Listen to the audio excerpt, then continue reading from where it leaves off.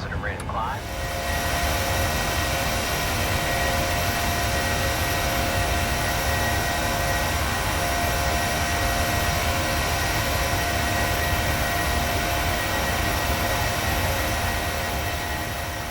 So, as many of you know, we have the PMDG 737-600 now on Microsoft Flight Sim for PC. Today I'll be reviewing it and giving you my honest opinion. Now before I get into the review, I know there's plenty of great reviews out there on this product. Quite a few of them going into great detail, meaning they are quite long. I'm going to try and get this review to you comprehensively in under 10 minutes. So let's begin. Okay, so a bit of background to the 737-600 by PMDG. We've already had the 700 variant released by PMDG, and it's a pretty good aircraft. Where does the 600 come into play then? Well, it's a slightly smaller aircraft. It's the smallest out of the 737NG family. That also does mean it's the least used in real life, with only 69 of these aircraft being produced in real life. Some of them still flying today on more specialist routes. It is the least popular 737 in real life, but that doesn't mean it should be the least popular 737 on Microsoft Flight Sim, and that's for one simple reason: price. This comes in at $35 US, which is about 28-29 UK pounds. The cheapest airliner you can buy on Microsoft Flight Sim that's not freeware right now, and if you're on Xbox, it will be coming there soon. Why have PMDG released this product for such a cheap price while maintaining PMDG quality? Well, I think it's for the simple reason that the 600 probably would not sell as much if it wasn't as cheap. That means it fills in a perfect role. It is a fantastic study level airliner aimed at an entry level market. You can't get much for 28 UK pounds nowadays. So what better to spend it on than a fantastically realistic aircraft? And when I say study level, it's not perfect by any means, and sure, there's plenty of details that it is missing, such as an EFB, but with PMDG quality, you can always expect pretty good quality.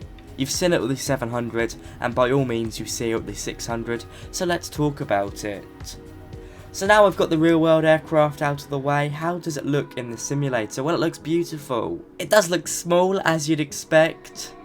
This aircraft is only 102 feet long, or 31.24 meters, and that means it can only carry about 123 passengers, compared to 175 on the 800 variant, which is the most popular 737 variant. Now this shorter size, I think, makes this aircraft look pretty cool, to be fair.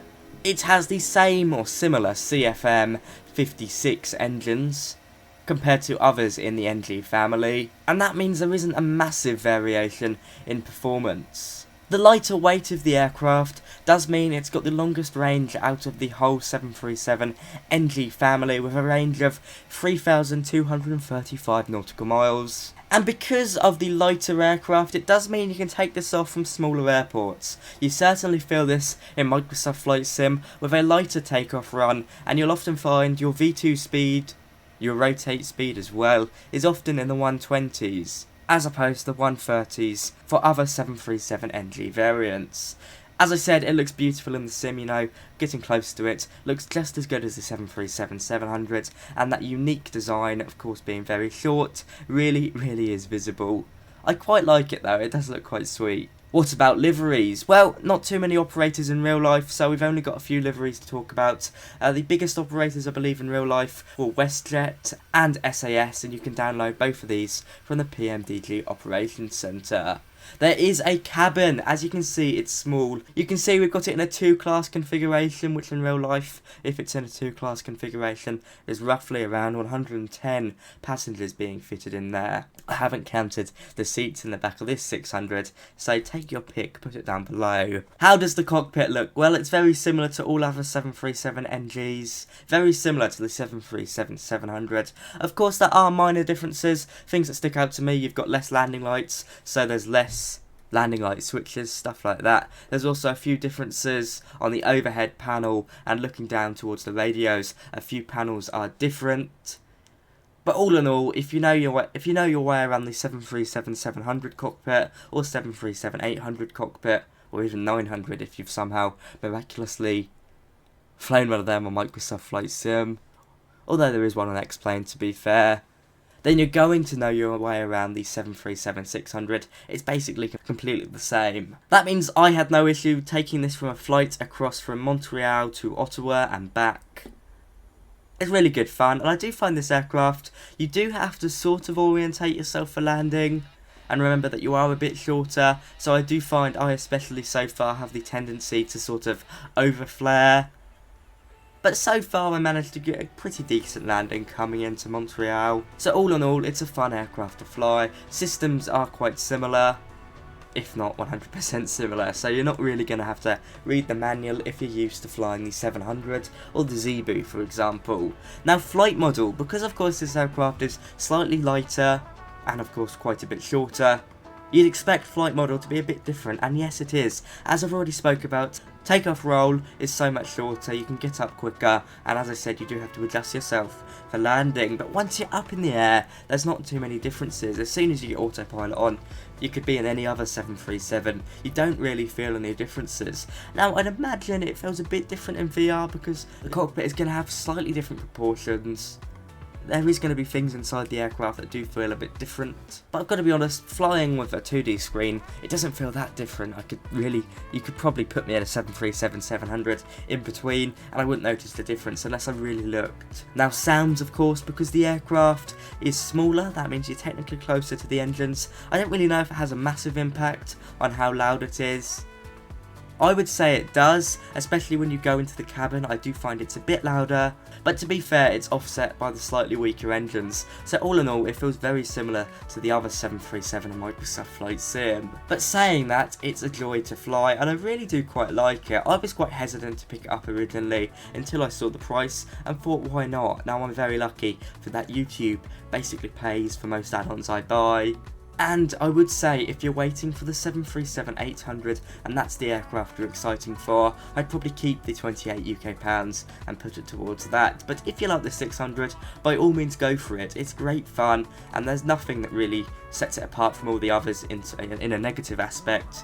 All I can say is really positive things, and of course PMDG have brought over some new features in the 737-600 that they brought over to the rest of the family, such as the improved LNAV that I did find at the start it was a bit buggy, but once I made sure I got everything in correctly, the aircraft had no issue, resulting in a very enjoyable flying experience. To conclude then, what would I say? Well, for $35 US, it is the perfect aircraft for you to buy if you've never bought a PMDG product before. It's going to sink your teeth right into a somewhat study level airliner. I do use that phrase sparingly because if it's not teaching you your 737 type rating, then technically you can't really call it study level, but I guess it's just an industry phrase now. Highly realistic, I'll stick it there. It's good fun, it looks nice, there's a nice selection of liveries, and it can do some slightly quirky routes as well, such as in North Canada and Scandinavia. But for $35 US, there is a caveat. Compared to the 737-700, you don't get a business jet variant, and you don't get a freighter variant. I don't believe it exists in real life, that might be why. I do think there's a combi variant, but I'm yet to see that on PMDG's Operations Centre. Maybe I'm not looking round hard enough. All in all, I recommend it. From me today, that is all. Thank you so much for watching. This is a great value starter kit, almost for Microsoft Flight Sim, and I'm glad PMDG came to their senses. But if you're waiting for other variants and you're not too phased by the 600, then to be honest, this is nothing to shout about. It's PMDG through and through. Great quality and for an affordable price, surprisingly this time. I'll see you around, guys. I hope you've enjoyed this shorter review. Bye bye.